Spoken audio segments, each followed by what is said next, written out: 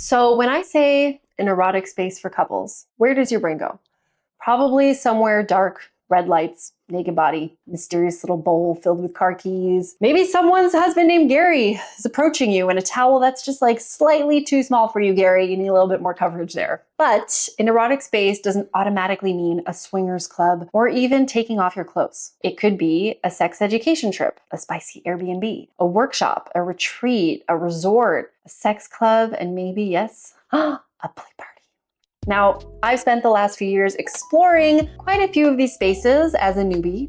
Some were educational, some emotional, and some a little bit more erotic. So today I'm going to rank 7 erotic spaces for couples that they can explore, from the lowest risk little toe dip to, oh my God, honey, there are people having sex over there. Where do we go? What do we do? Where are we looking? Now, this isn't like worst to best, it's least to most immersive. And the best option is the one you both genuinely want, not the one somebody has just agreed to survive. And if you're new here, hello, my name is Ali. I am a sex education student, relationship and intimacy content creator, and a very curious traveler. So I've spent the last few years exploring how people around the world approach sex, pleasure, and connection. I visit the places, I attend workshops, I ask a lot of questions, and yes, occasionally I put myself in some pretty awkward situations, but then I come back here and I tell you what I learned. So I'm definitely not the person that has every answer, but I am a person who is willing to go inside, look around, and report back. So if you want, subscribe, and let's keep exploring together. Now, let's begin gently. Number 7, a sex education trip. Now, this might be the lowest risk way to enter a sexually open-minded world together. I've traveled with the Sexual Health Alliance, which is my school, on their study abroad programs to places like Prague, Paris, Amsterdam. And no, these are not 5-day orgies disguised as education. No one meets you at arrivals with like a flogger or anything. They are cultural trips. You do food tours, bike tours, dinners, and city exploration alongside lectures, experiences, and workshops examining how another culture approaches sexuality, pleasure, and relationships. You got workshops like, BDSM workshops, or meeting with sex researchers, learning about how people or the science behind fantasy, going to sex museums, things like that. But the people are the magic. So you have therapists, clinicians, educators, researchers, and other sex nerds who are curious, open-minded, and honestly, very difficult to shock. You can have a breakfast conversation that will literally give you and your partner 47 new things to discuss back at your hotel room. And there is no pressure to perform erotically. You simply learn together and meet some wonderful new friends. Sometimes there's not even opportunities to be very erotic on these trips. But sometimes the first step towards changing your sex life isn't doing something crazy. It's just having a different conversation or seeing your partner light up in a space where talking about sex is completely normal. So the risk is very low, but the potential for connection is very high. And if you can't book a sex education trip before summer disappears, you can still plan a smaller, sexy learning adventure, which brings me to Beducated. I've talked about them so many times before, but sex is great. All year round, right? But the summer sex, it just hits differently, okay? You have long evenings, you're not wearing a lot of clothes. You have the ability to disappear for weekends and pretend like nothing else exists. So before summer ends, I ask you to make one more sexy plan. It doesn't require a retreat or a plane ticket. Just choose an evening, change your environment, and pick something new to learn or try. So Beducated is basically like an intimacy field trip you can take without leaving your bed. So you get access to more than 150 courses, okay, on things you didn't even know they made courses about. All right, you got oral sex techniques to erotic massage tricks, covering every inch of the body. You also have courses on desire, communication, tantra, kink. And if 150 courses makes you think, Ali, I can't even decide what to make for dinner, just start with their 5-minute quiz, okay? It creates a personalized intimacy roadmap around what you're curious about. You can take it separately and then compare your results and choose one course for an end of summer sex date. So click my link below to begin your personalized journey with Beducated and just make the end of your summer worthwhile. Now, let's move on from learning in bed with Beducated to booking a bed with some very interesting accessories. We're going into number 6, which is private erotic hotels and spicy Airbnbs. This is where the environment itself starts flirting with you. Okay, you think like mirrors, swings, attachment points, sensual lighting, toys, erotic furniture. Now, an example of this is Hidden Honey Homes, which is located in the United States. They have a few properties and it is designed for one couple at a time. So depending on the home, you have like judge rooms and medical rooms, bondage rooms, massage rooms. Whether your fantasy is like, ooh, you've been very naughty, the doctor will see you now, or please rub my back because I'm 40 and everything hurts, there is a room for you. Now, this is an ideal first physical step because you get like the novelty and permission with total privacy. So you have no facilitators, no other couples, no social pressure. You can try everything, or you can just laugh, take photos, order pizza, and eat it in bed.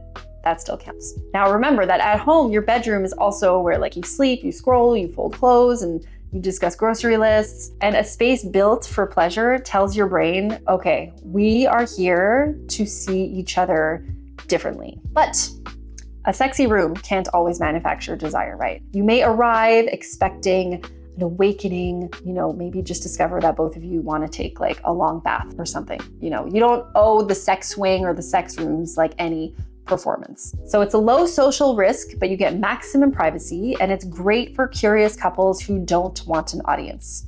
Now, number 5, we have a local intimacy or erotic workshop. Now we are adding other humans, but usually not as sexual participants. So this could be a couples massage, tantra, shibari, kissing, workshops around consent and desire. There's usually a facilitator that helps create the structure and explains the boundaries and gives you something concrete to explore. I've attended several workshops with my partner and as a solo person in workshops with other couples. I love this option because you're just stepping into something new while still exploring with your person. And if you live in or near a decent sized urban area, these workshops usually aren't that difficult to find. You may have like tantra, shibari, massage, or intimacy classes happening nearby without even realizing it. So you don't necessarily need to book a retreat or travel across the world to begin exploring. And yes, you may feel awkward learning around others, but the contained format helps, especially with a good facilitator. Begins, it ends, and there are clear rules. There's like moderate vulnerability, a manageable commitment, but excellent value. Now we are coming in to number 4, erotic and lifestyle resorts. Now we're no longer attending for 2 hours, okay? We are literally checking in. Okay, and these resorts exist on a huge spectrum. So you got classic ones like Temptations in Cancun, which is adults only with like topless optional areas, huge pool parties, provocative entertainment, and theme nights. It can simply be like a sexy party vacation. You do not need to be a swinger to attend. You don't even need to participate. Desire is another option in Mexico. That's like a few notches more spicy. It's couples only and clothing optional, with very sensual entertainment. You have jacuzzi lounges and designated play spaces. And then you have Hedonism in Jamaica, which welcomes couples and singles and has clothing optional and fully nude areas, lifestyle-friendly events, and play spaces. Now, when people search for adult-only resort or see adult-only resort online when they are shopping for adult resorts, just keep in mind there's a big difference between like, there are no children in this pool, and the couple from room 304 is literally naked in the pool, and I'll probably bump into them at the breakfast buffet. Because there are a lot of adult-only resorts, which means like child-free, and then there are like other adult resorts, which are, a little bit more spicy. But I visited some of these spaces, and what fascinates me is living inside that erotic atmosphere for several days. You eat, you swim, and dress for 3 nights, like with the same people. You might stay dressed and dance, or you might experiment with nudity, flirt, watch, enter a play space, or decide the pool party was like just enough and you're heading back to your hotel room. But the environment makes fantasy real and makes you ask yourself questions like, how do you feel when your partner receives attention? What if one of you wants to get naked and the other suddenly doesn't? What if you expect jealousy and feel excited? These spaces allow you to discuss nudity, flirting, participation, and how either person can say, I'm done for tonight, without emotional punishment afterwards. So you got high exposure, okay, very high, a multi-day commitment, definitely not a surprise anniversary gift if you already know that's both what you're into, definitely something you want to discuss beforehand. And a quick reminder, before we continue, if all these options sound exciting, but you have no idea where to begin or even what you're into, make Vegicated's 5-minute quiz part of an erotic date night together. So get yourself some drinks or some water, whatever, get comfortable, take the quiz separately, and then compare your personalized intimacy roadmaps. The quiz itself can become the beginning of your exploration. You know, what surprised you? What matched? What did your partner choose that makes you think, oh, really? Like, please elaborate. Then choose a course to explore together. So you don't have to arrive knowing exactly what you want. The date itself can just be all about discovering it.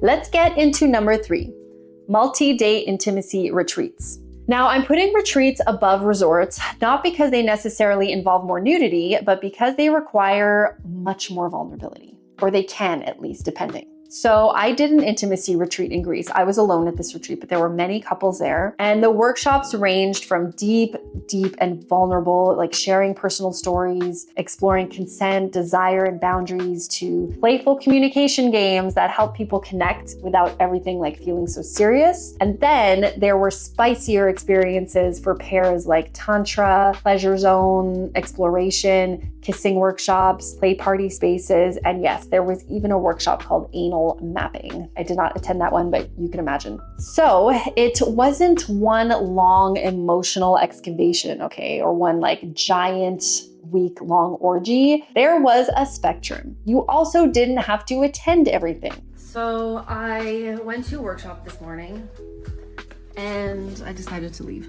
You could choose what called to you. You could skip what didn't and take breaks in between, which is really important because processing your like deepest inner child traumas at 10 a.m. and immediately moving into some like spicy anal mapping tantra before lunch might just be a little much for the nervous system. So as I said, I attended alone, but I met many couples there. The reason why I attended alone was because I love going on retreats. It's usually something that I do for myself, by myself, but this was the first time I went to an intimacy retreat. I didn't really know what to expect. So yeah, I would love to do one with my partner. And honestly, it was really beautiful watching some of these couples rediscover themselves, not only as a couple managing everyday life, but as a like curious, playful, erotic individuals just like choosing each other again. And if you want the full details from Greece, okay, the workshops, the play party experiences, the voice notes, the awkward moments, and everything I cannot necessarily put on YouTube, you could check that all out on my Patreon.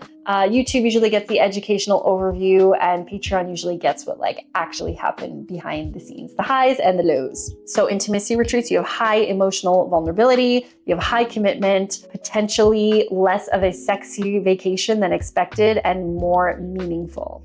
All right, number 2, we have sex clubs. First and foremost, I want to put it out there, a sex club is not automatically a swingers club. Now, many swingers attend them. Walking inside doesn't mean you identify as a swinger, want to swap partners, or have to touch anybody else. You don't even have to talk to anyone. You can simply just go the two of you, enjoy the space together, which is what me and my partner did the first time we ever went to a sex club, and we had a great time. And no, you don't necessarily need to place your keys in a bowl and wait to discover whose husband you're taking home. That is like an extremely specific and very dusty image of swinging. Now, a sex club is usually an established venue where adults can socialize, dance, watch, and potentially engage sexually if you want to. It might have a private bar, private rooms, open play areas, theme nights, couples only evenings, some nights inviting singles. Usually like single men are not allowed to come. And I've explored sex clubs and sex positive spaces for a few years now, and entering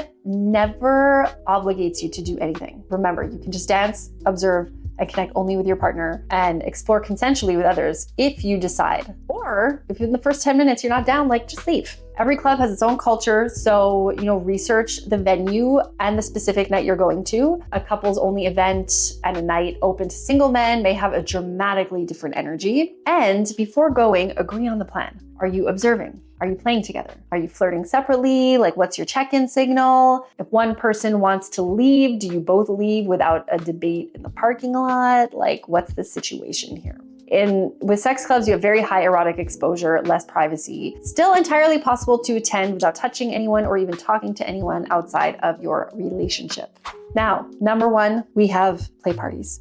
Curated play parties. There's definitely overlap with a sex club here, but a sex club is an established venue. A curated play party is a specific event, often private, application-based, invitation-only, themed or organized around a particular community. I've only attended like a handful. And when I say a handful, like maybe 3 in 3 years or something. I haven't attended that many, okay? So I'm not that experienced, but I can share with you what I've learned. Now, the ones that I have attended felt a lot more intimate than a sex club. So it's almost like a house party where people mingle, chat, you know, but you keep all the doors open. There's no like, oh, mom's room's upstairs is closed and that's where all the coats go. No, all the doors stay open. Some people participate, some people watch, and plenty of people just hang out and connect. Now, usually like the main doors close at a certain time for consent talk, so everyone understands the rules and expectations. By the way, at a sex club, usually if you're a newbie, the first time you go, there's a designated time that you have to go to because they do a whole tour also about consent and all the rules. If they don't have this, I would consider that a red flag and I wouldn't go. So back to play parties. Some of these parties are alcohol free, so you're not allowed, or drugs either, for obvious reasons. And some allow you to bring your own. Either way, alcohol and its effect on your judgment and your ability to give or recognize consent should be absolutely a part of the conversation. There may also be hosts, performances, dress codes, and a guest list. Now, I've only attended 2 or 3, like I said, so I'm still pretty new to this world, but I could immediately see how much curation matters. Ironically, a private event can sometimes feel safer than anonymously like walking into a club because everyone has heard the same rules and has agreed to the same culture. But it can also feel a lot more personal. You know, you may see these people again. It's more like a community, which can require a little bit more vulnerability than like disappearing anonymously into a dark room at a club and like never seeing someone again or talking to them again. That said, I've met some genuinely lovely people at these events. And once again, I will reiterate, attending does not mean you have to play. You might socialize, watch, connect only with your partner, or discover that the anticipation was more erotic than the actual event. Like, you never know. And the biggest risk isn't that some sexy stranger is going to steal your partner. It's that one of you says yes because you're afraid of seeming boring, jealous, or difficult. Like, the worst thing is going to a play party with someone who really doesn't actually want to be there. Your relationship needs room for an enthusiastic yes, okay? And I know sometimes that's hard to get. Not a uncertain maybe, a firm no, and I thought this is what I wanted, but then I changed my mind, you know? And if someone does say that, if someone does say no, it cannot be met with sulking or guilt or like, but you promised. Like, no, it can't. It just can't. That's why curated play parties take number 1. Not because you have to do anything, but because they hold the greatest number of live possibilities involving other people. So, all that being said, where should a curious couple begin? Now, for new conversations with almost no erotic pressure, take the sex education trip. I highly recommend checking out the Sexual Health Alliance. You can check them out on Google. Their study abroad program, that's what it's called. For privacy and experimentation, book a spicy rental. For practical skills, try a workshop. For a sexy vacation surrounded by erotic energy, explore a lifestyle resort. For deeper emotional work, consider a well-facilitated intimacy retreat. For an established venue where sexual activity is openly possible, research a sex club near you. And of course, for a more intentional community experience, consider a curated play party. Erotic spaces aren't magic, okay? They don't manufacture desire, fix communication, or make a couple adventurous. They create conditions. Okay, so for like things like novelty, privacy, permission, education, exposure to new things, you know, and what happens inside those conditions still depend on the people entering them. So before asking, how spicy can we go? Ask something like, what would make both of us feel curious, connected, and safe? Tell me in the comments where you fall on the spectrum. Is it sex education trips, the spicy Airbnb, or are you like already packing outfits for the play party? Let me know. And lastly, because those of us who discuss sexuality online occasionally disappear from your feed when the algorithm gets a little nervous, please click on my links below to join my emergency come find me option, which is the email list, and or join my Patreon. That's the best place to connect with me, because if anything ever happens to this channel, I can always tell you where I am and what I'm creating. And don't forget to check out your Beducated Intimacy quiz. That is also linked below. Thank you so much for watching, everybody. Je vous aime. Bisous.